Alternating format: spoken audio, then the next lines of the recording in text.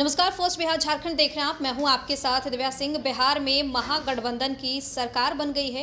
वहीं सत्ता परिवर्तन के बाद से ही जो बीजेपी है वो लगातार सीएम नीतीश कुमार पर और डिप्टी सीएम तेजस्वी यादव पर हमलावर दिख रही है। लगातार बीजेपी के तरफ से तेजस्वी यादव को उनके उस वादे को याद दिलाने की कोशिश की जा रही है जिसमें तेजस्वी यादव ने 10 लाख लोगों को रोजगार देने की बात कही थी।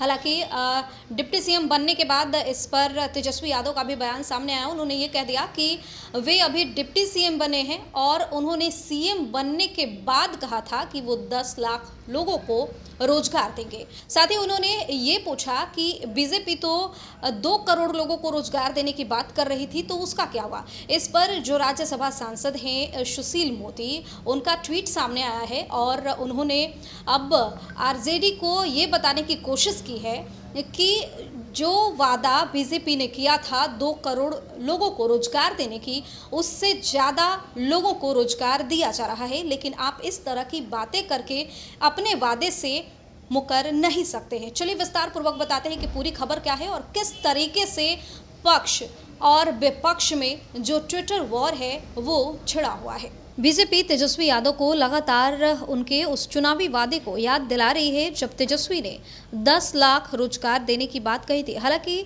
डिप्टी सीएम बनने के बाद तेजस्वी ने कहा था कि वे डिप्टी सीएम हैं और सीएम बनने के बाद 10 लाख रोजगार देने की बात कही थी।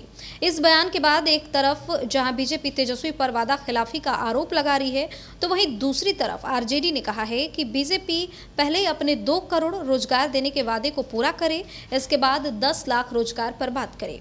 अब बिहार के पूर्व डिप्टी सीएम और बीजेपी सांसद सुशील कुमार मोदी ने तेजस्वी यादव और आरजेडी को जवाब दिया है। सुशील मोदी ने कहा है कि बीजेपी ने संसदीय चुनाव से पहले 2 करोड़ लोगों को रोजगार देने का वादा किया था और प्रधानमंत्री नरेंद्र मोदी की सरकार रेलवे, सड़क, हवाई अड्डा और बंदरगाह जैसे ढांचागत निर्माण पर लाखों करोड़ों रुपए खर्च कर हर साल 2 करोड़ से ज्यादा लोगों को रोजगार भी दे रही है। उन्होंने कहा कि हमने सरकारी नौकरी नहीं, रोजगार देने का वादा किया था जिसे हम पूरा कर रहे हैं। सुशील मोदी ने कहा है कि जिन्होंने बिहार में महागठबंधन सरकार बनने पर पहली कलम से 10 लाख सरकारी नौकरी देने का वादा किया था, वे पहली कैबिनेट के बाद अपने वादे से मुंह चुरा रहे हैं। रोजगार सृजन के साथ 3 साल में 7.70 लाख लोगों को सरकारी नौकरी भी दी गई। अगले 18 महीनों में 10.5 लाख लोगों को नौकरी मिलना तय है। उन्होंने कहा कि मुद्रा योजना के तहत 10 लाख रुपए तक ऋण 35.94 करोड़ लोगों को दिया गया।